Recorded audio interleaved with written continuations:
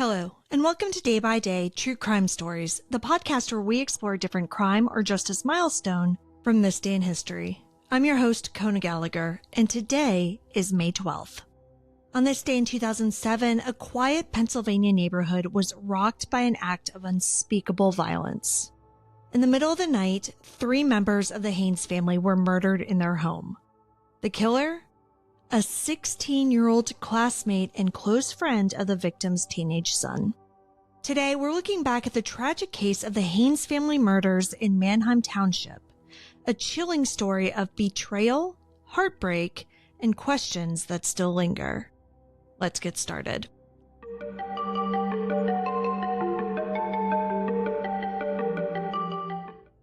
Thomas and Lisa Haines lived a quiet, comfortable life in the Blossom Hill neighborhood of Mannheim Township, Pennsylvania.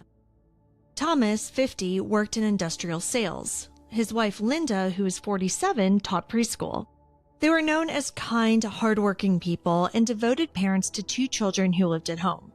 20-year-old Maggie, a student at Bucknell University, and 16-year-old Kevin, a sophomore at Mannheim Township High School. Kevin was bright, social, and well-liked. He ran track, earned good grades, and shared a circle of friends that included Alec Kreider, a quiet, intelligent classmate with a dry sense of humor. Alec, also 16, lived nearby with his mother.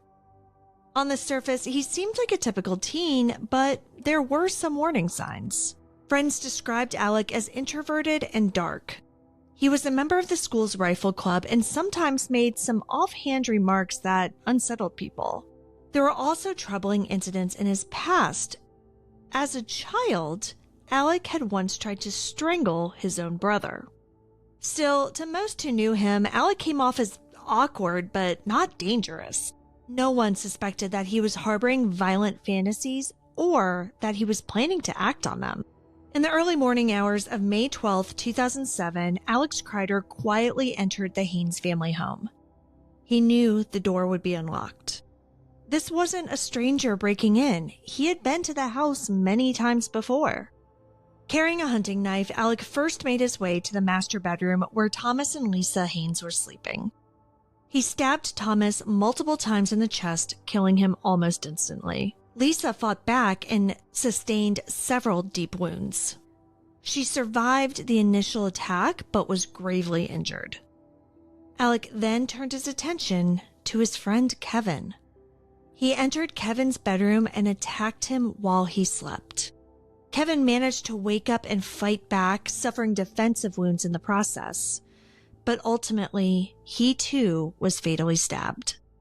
Afterward, Alec returned to the master bedroom and delivered the fatal blow to Lisa Haines, slashing her throat. Then he quietly left the house and walked away. Maggie Haines, home from college for the weekend, woke up to the sound of a struggle. She went to her parents' room and found her mother barely clinging to life. Lisa managed to whisper to her daughter, "Go get help." Maggie ran to a neighbor's house and called 911. Police arrived quickly to find a horrifying scene. 3 members of the Haines family had been brutally stabbed. Kevin's body was discovered in the hallway outside of his bedroom. There were no signs of forced entry and nothing had been taken, so no clear motive emerged. The community was stunned. The Haines family was well liked. Who would want to hurt them? For weeks, investigators struggled. Then, about a month later, a shocking confession changed everything. Alec Kreider, the unassuming teen who had once sat next to Kevin in class, confessed to the murders during a counseling session with his father. Horrified, his father, Tim, called the police, and Alec was arrested on June 16, 2007. When officers searched Alec's belongings, they found a journal filled with dark, disturbing entries. In one, he wrote about his desire to kill. In another, he said, quote, "Never once did I believe killing a man is wrong. No, killing out of cold blood is wrong, but that is all," end quote. Detectives also uncovered forensic evidence tying Alec to the crime. A knife with Thomas Haines' DNA and a blood-stained hat bearing Kevin's blood. There was no doubt. Alec Kreider had murdered 3 people in cold blood, but he refused to explain why.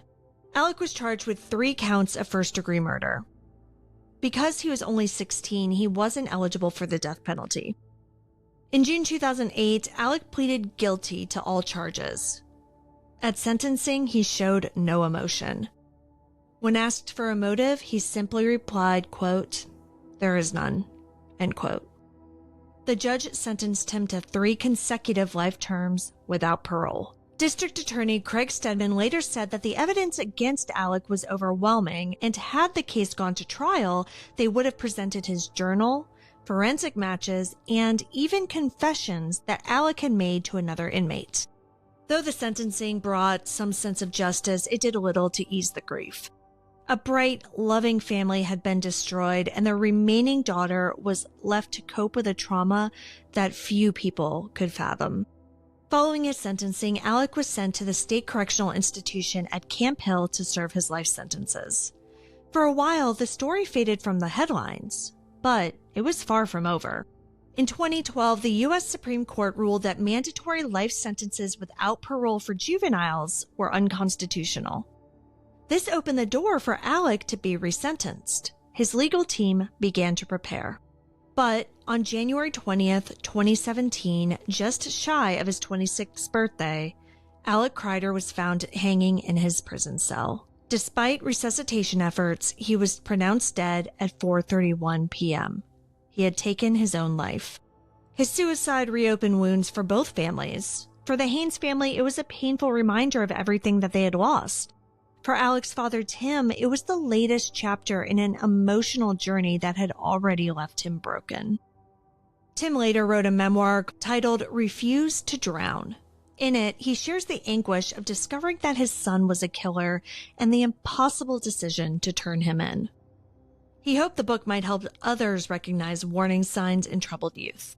The Haines family murders have been featured on shows like Nightmare Next Door and Evil Lives Here. But beyond the media attention is a tragic truth. 3 good people lost their lives and 2 families were destroyed. Today, the case serves as a heartbreaking reminder of how quickly violence can erupt from places we least expect, and how sometimes the biggest monsters don't come from the outside. Thank you for joining me on today's episode of Day by Day True Crime Stories.